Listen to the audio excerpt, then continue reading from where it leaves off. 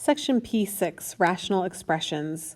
We are going to specify numbers that must be excluded from the domain of a rational expression, simplify rational expressions, multiply rational expressions, divide rational expressions, add and subtract rational expressions, simplify complex rational expressions, simplify fractional expressions that occur in calculus, and rationalize denominators. So we see a lot of rational. Everywhere's rational, right? Rational. Hopefully by now you understand that anytime you see the word rational, it means that we're dealing with a fraction. Something divided by something else is what a rational number is. So let's take a look. A rational expression is the quotient of two polynomials. So we have a fraction, the quotient, a fraction. The set of real numbers for which an algebraic expression is defined is the domain of the expression. If you remember the word domain from Algebra 1, Algebra 2, that means an input value. What kind of numbers can I input into an equation that I would then output the range? It says because rational expressions indicate division and division by zero is undefined, we must exclude numbers from a rational expression's domain that make the denominator zero. So what does that mean? For example, it says find all the numbers that must be excluded from the domain of the rational expression. To determine the numbers that must be excluded from the domain, examine the denominator. So in this case, on the denominator, we have an x squared minus a 5x minus 14. Now it tells us next that we're going to set each factor equal to 0 to find the excluded values. So if we were to take that denominator, an x squared minus 5x minus 14, we want to know when that is equal to 0, what are our values of x? That means we would break it down into our two sets of parentheses, just like what we've been doing. X squared is an x times x. 14, multiply to make 14, subtract to make 5. We would have a 7 and a 2. It's a minus 5, so it's a minus 7 and a positive 2.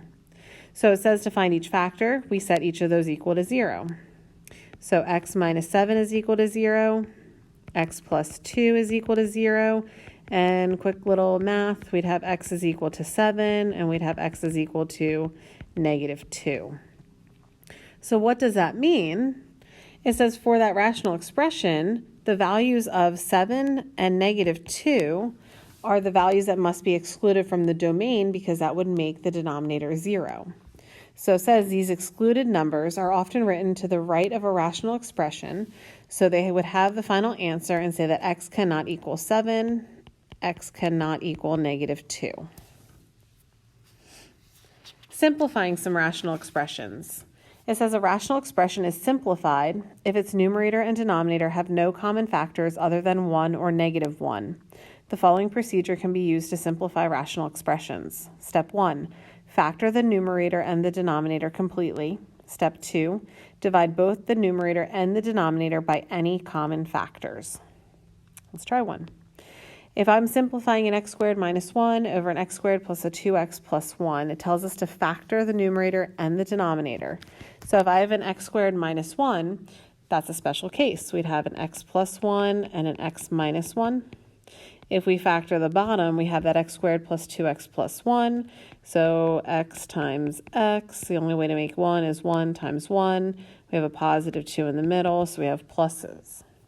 So it says to check for excluded values. So we need to simplify this and then make sure that we state any excluded values. So it says because the denominator is, all we have is an x plus 1 and an x plus 1. That means x plus 1 equals 0. X cannot equal, if I subtract 1, a negative 1. So if I simplify my expression, any common factors on the top and the bottom, x plus 1 simplifies an x plus 1. We are left with, on the top, x minus 1, and on the bottom, x plus 1, and we have to state that x cannot be equal to a negative 1. So any other number for x would work in that expression except the value negative 1. Multiplying some rational expressions. It says factor all numerators and denominators completely, divide numerators and denominators by common factors, multiply the remaining factors in the numerators, and multiply the remaining factors in the denominators. So let's see what we got. We have an x plus 3 divided by an x squared minus 4, and then we're going to multiply that with x squared minus x minus 6 divided by x squared plus 6x plus 9. So our first step is to factor the numerator and the denominator. So on top we have an x plus 3. I'm just going to throw it in parentheses just for the sake of seeing it as a binomial factor. If I have an x squared minus 4, that means I have an x plus 2 and an x minus 2. And then we're going to multiply that by, let's factor down those other two trinomials. X squared minus x minus 6, so we'd have an x times an x. The way that we make 6 is 2 times 3 subtracts to make 1, so we'd have a 2 and a 3. Minus 3, positive 2. When in doubt, FOIL it back out. If I check the bottom, that is a special case. That's an x plus 3 squared. But I'm just going to write it as an x plus 3 times an x plus 3 so I can see all my factors separately. So now it says to check for excluded values. So anything I have on the bottom, I have an x plus 2 and an x minus 2. And I have two x plus 3s, but I only need to worry about one of those. If x plus 2 were to equal 0, that tells us that x would not equal a negative 2. If x minus 2 equals 0, x cannot equal a positive 2. And if x plus 3 was equal to 0, x could not equal a negative 3. Then it tells us to divide the numerators and denominators by common factors. So let's see what we can cancel out. We have an x plus 3 on the top and an x plus 3 on the bottom. I have an x plus 2 on the top, and I have an x plus 2 on the bottom. And that is it in terms of common factors. So that means we are left with an x minus 3 on the top. We are left with an x minus 2 and an x plus 3 on the bottom. And if we go ahead and multiply the remaining factors in the numerators and the denominators, the numerator's already as is. And if we FOIL that out, we have an x squared, outside 3x, inside 2x, so plus 1x. And then a minus 6, and we make sure that we state that x cannot be equal to 2, x cannot equal negative 2, x cannot equal negative 3. Make sure we state all those exclusions in our final answer. So dividing some rational numbers. It says the quotient of two rational expressions is the product of the first expression and the multiplicative inverse or reciprocal of the second expression. If you remember all the way back a long time ago, dividing fractions, we keep the first number the same and we multiply by the reciprocal. So you change your division into multiplication and you flip the second fraction. It says the reciprocal is found by interchanging the numerator and the denominator. Thus, we find the quotient of two rational expressions by inverting the divisor and multiplying. All right, let's see what we got. It tells us to invert the divisor and multiply. So that means my first fraction is going to stay as it is. I'm going to change my division into multiplication. And then I'm going to flip the second fraction. So my 3x squared plus 3 goes on the top, and my x squared plus x minus 2 goes on the bottom. Now from here it says factor as many numerators and denominators as possible. So if I were to look at an x squared minus 2x plus 1, I'd have an x and an x. The way to make 1 times 1, it's a minus 2, so that means these are subtractions. X to the third plus x, they have a GCF, right? I factor out x, which is going to leave me with an x squared plus 1. That x squared plus 1 cannot be simplified any further. It's not a special case. If it was a minus, it would be. If I factor out my next piece on the top, I have a 3 in common for my GCF. That leaves me with an x squared plus 1. That looks like something that we'll be able to simplify. And then on the bottom, we have an x squared plus x minus 2. So we have x and x. The only way to make 2 is a 1 times 2. The x is positive, so the bigger one gets the plus, and the smaller one gets the minus. And then let's see what we got. Exclusions. I have just a plain x, which means that x cannot be equal to 0. I have an x squared plus 1. If I set an x squared plus 1 equal to 0, that means I have an x squared is equal to negative 1. Can that give me any number that's excluded? There's not a number that's squared that's equal to a negative 1, so there's no exclusion I need from that piece. X minus 1 means that x cannot be equal to positive 1.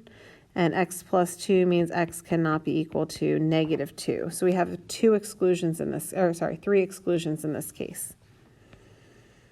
So we continue on. It says to divide the numerators and the denominators with those common factors. I'm just going to use what I have written up top here, if that's okay. I have, let's see, in common, I have an x minus 1 on the top and I have an x minus 1 on the bottom. I have an x squared plus 1 on top and an x squared plus 1 on the bottom. And that looks like all that I'm able to cancel out. So let's see what we have left. I have a 3 on the top and an x minus 1. And on the bottom, I have an x with an x plus 2. Since I'm switching my pages, I know that x cannot be equal to 0, 1, or negative 2. So let's see. If we simplify that down, multiply some things out, on the top we'd have a 3x minus 3 divided by an x squared plus 2x, where x cannot be equal to 0, 1, or negative 2. Now, if we were to do some adding and subtracting of rational exponents with the same denominator, adding and subtracting is not too difficult. It says to add or subtract rational expressions with the same denominator, we're going to add or subtract the numerators. We're going to place this result over the common denominator and simplify if possible. And just as a little reminder, always check for those excluded values. So, for example, we have an x divided by an x plus 1, and we're taking away 3x plus 2 divided by x plus 1. So in this case, if we were to do our subtraction, we already have a common denominator, which means that we could combine this into one fraction that would have x take away 3x plus 2.